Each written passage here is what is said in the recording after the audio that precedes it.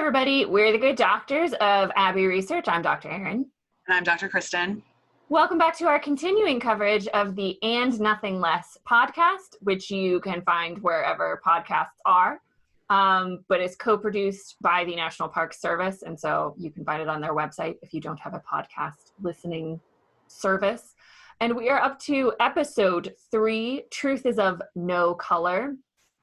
And we're not really going to do, I know it says recap, but if you guys watch our channel, you know we don't really do like play-by-plays. It's more thematic recaps and an analysis. Yes, but that isn't great for the algorithm, so I just put recap. So the really brief recap about this is the story of Black women in the suffrage movement and white women in the suffrage movement and how they weaponized their race, which was a phrase we heard in another podcast. The weaponization of white womanhood was brutal during this time and certainly erased and pushed back the advancement of women of color during this time. So that is the synopsis of this episode. That's what they talk about. A lot of stuff Dr. Kristen and I already knew or have learned or relearned recently with this focus on suffrage. But we do have a couple of procedural and content points that we wanted to just meander our way through discussing and highlight a couple of things that I think were really important arguments. So my first thing is that we learned something about Sojourner Truth that I had never heard before. I know, I was so excited about that discussion. I mean, I literally in my notes put the original Oprah. Because she was the original media mogul. Yeah. And like when I think of Oprah, one of the things I think about of her is brand consistency, brand control, and excellence. Mm-hmm. And I can't think of other single human being except maybe Dolly Parton who did it and does it that consistently across like everything. Mm-hmm. So essentially what Sojourner Truth realized is that she had to, earn a living. Yes. And she was an excellent public speaker and very, very active. But the way that she paid for those speaking tours and a lot of other things like that was by selling photographs of her, because this was a really big thing at the time. Mm. Photographs were, new, and it was a new thing to be able to have photographs of people in your home. And they were glass photographs, shadows captured through Eastman Kodak's machine. It was a really big deal. And so she sold them. Mm-hmm. And made a lot of money that way. But the thing I really particularly love is that even though Sojourner Truth is not, shall we say, a domestic flower, that was how she posed herself in all these pictures. Yeah. Because she knows it would make her more palatable to be framed in people's homes. But it's not that she wasn't feminine or domestic, but like that is absolutely not what we know her for. She is not Betty Crocker. She is right. Sojourner Truth. And so that understanding of branding, her quote was that I sell the shadow to support the substance. And at the time, it's much more literal because the photos were actually made from shadows. But if you unpack it now, 150 odd years later, when all of PR is shadows, yeah, incredibly profound statement. It is, and to understand the way that you can shape personal and political narratives. And to understand the perception of femininity and the importance of being non-threatening or domesticated or domestic, presenting not only as a woman, but as a Black woman shows like a remarkably savvy. Yeah, I was going to say like, I can't think of the other word I was thinking of for that, but yes, savvy, like adept understanding. Right, even, yes. Yes, find our thesaurus now. Of just like the political landscape and like the politicization of portraiture, which is something that happens, but a lot of people don't really understand it until into the 20th century, when we start to get a lot more easier and cheaper ways to reproduce images of ourselves.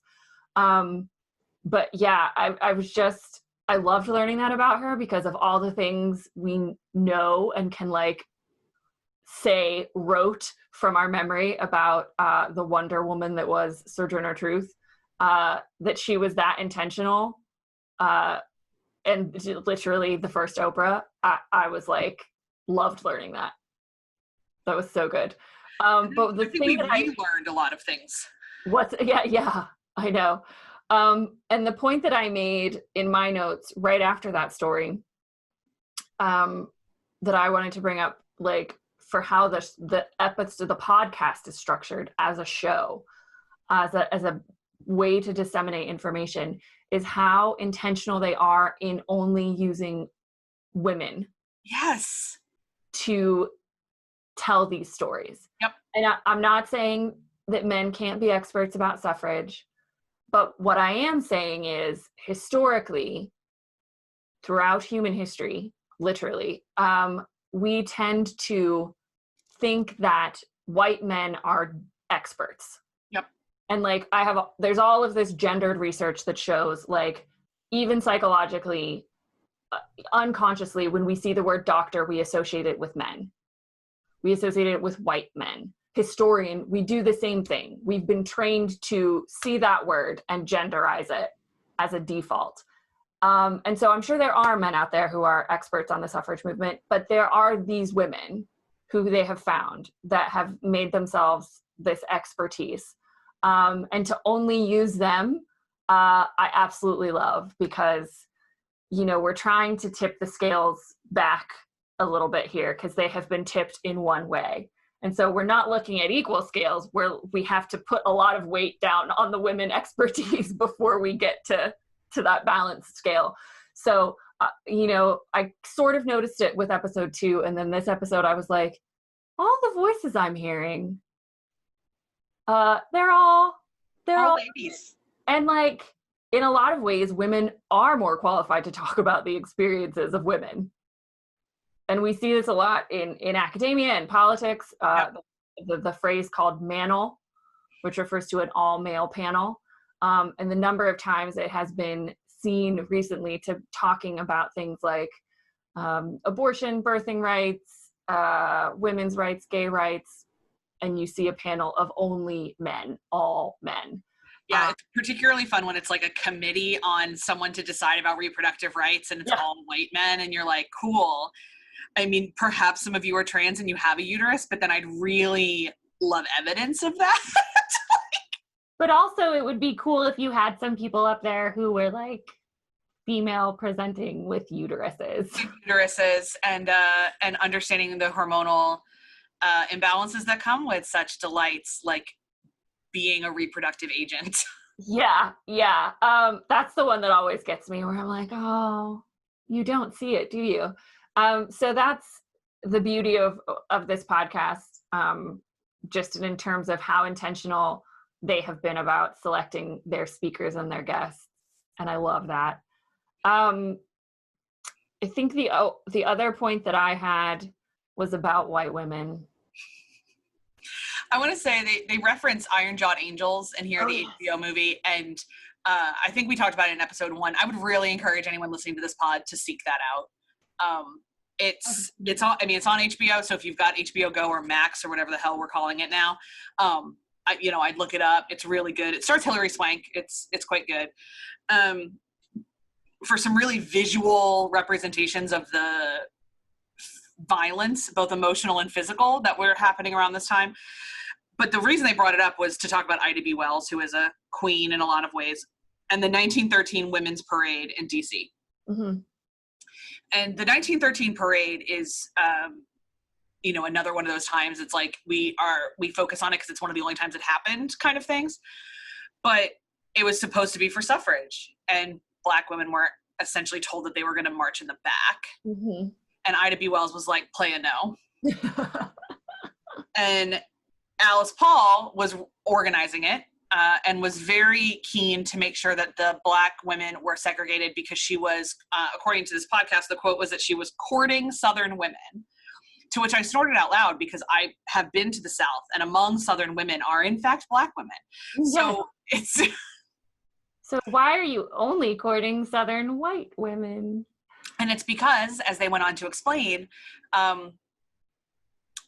white suffragists seemed to understand that the way they were going to get the 19th Amendment passed was because Jim Crow would still prevent people of color from voting.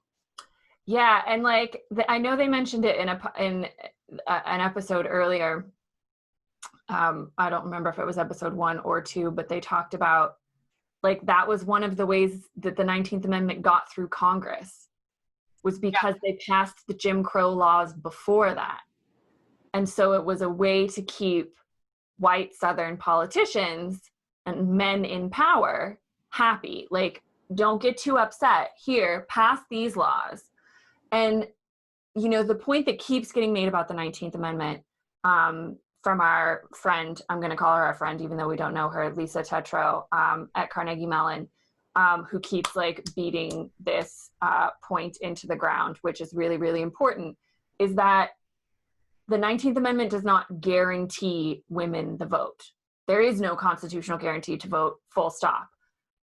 What it does is removes the obstacle of gender. And I love that language. Like the 15th Amendment removes the obstacle of race. The 19th Amendment removes the obstacle of gender. But you've got so many other obstacles you can put in someone's way when you're talking about voting rights. And so, you know, that the amendment, I'm sure, was written that way intentionally, which we don't talk about because we tend to like put amendments on these pedestals, like, look at how great we are that we came up with this system where we could amend the Constitution, and we've realized all these times we needed to amend it, and it's almost like we removed them from the political and racial discourse at the time. Yeah, I mean, I do think it's beautiful that we came up with a system where constitutions can be amended. 100%, yeah. I love it. I would love it if we would continue amending it. Yeah. And like, you know, the first time I learned, and this was not long ago, readers, that the amendments were still hyper politicized. That sounds like a silly thing, but like, that's not what we're taught at all, was when I watched the documentary 13th in 2017 and realized that like, there was an asterisk in the 13th Amendment that abolished slavery unless you were incarcerated. And thus we have the continued incarceration and over-incarceration of Black and brown bodies for, you know, a further century because of that loophole. And so, you know, I wasn't surprised to find out that the 15th and the 19th likewise had these loopholes, particularly for sustaining white supremacy. But it's, I think it's a point that can't be made enough. Because even, you know, I listened to this podcast with NPR earlier this week, and the moderator who had Lisa Tetro on and Aaron Haynes from the 19th said, you know, we're celebrating the centennial of the 19th Amendment, which gave women the right to vote. And I was like, and Lisa Tetro was like, yeah, before I answer the question you just asked me, I'd like to make this point. And she like made it again. Clearly the hill she will die on has now become a hill I will die on. But yeah, that one needs to keep being made. And the need to sustain white supremacy over any sort of gender equity is also a real big piece of this conversation. So if you take anything from this podcast, we would encourage you to take a couple things. One is that there is actually no legal guarantee to vote within the Constitution. Nope. 2 is that there's actually no legal protection for women anywhere in the Constitution on really any level. And 3, white people have always been levels of awful as a system. Individual white people have probably been terribly lovely throughout history. But the system of white supremacy is pretty hungry and demands a lot of energy to maintain. And throughout the history of the world, that energy has been provided to it, especially within the United States. So, well said. As we provide, thank you very much. As we continue to unpack suffrage and everything that it means and everything it continues to mean as we barrel towards November, we'll leave you the way that we're going to probably leave you for the rest of the podcast, which is please make sure you're registered to vote. Please have a plan to vote. Yes. And especially in these times where things are complicated and there's lots of different ways to vote, especially in a lot of states, postal voting is happening. I know we're in Pennsylvania. We both plan on doing a postal ballot. Mm-hmm. So have a plan to vote because the ancestors request it of you. Yes. Wash your hands and wear a mask and vote. We'll see you next week. Vote. Vote, Bye. vote, vote. Bye.